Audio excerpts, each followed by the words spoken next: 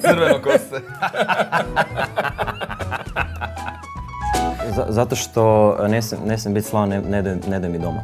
Da. Karanfil se na put sprema i pjeva.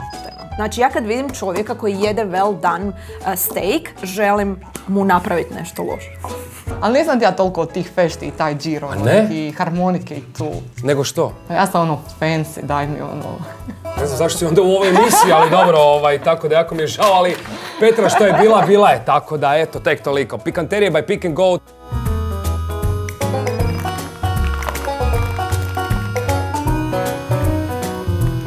Veronika je uništila snimanje cijele emisije. Oprostite, nisam znala da je ostao na zvuku. Da, oprostite, ovo je greška ogromna. Ja ne vem ta kraj, No pa to sam i rekla. U životu ispekao ćevape nisam. Zašto ti s nama ovdje? Zašto je u Piku Mirsa s nama nije ispekao ćevap u životu? Naručio jesam. Okej, sorry, idemo sad. Možda da je on neko snimio i to ide van.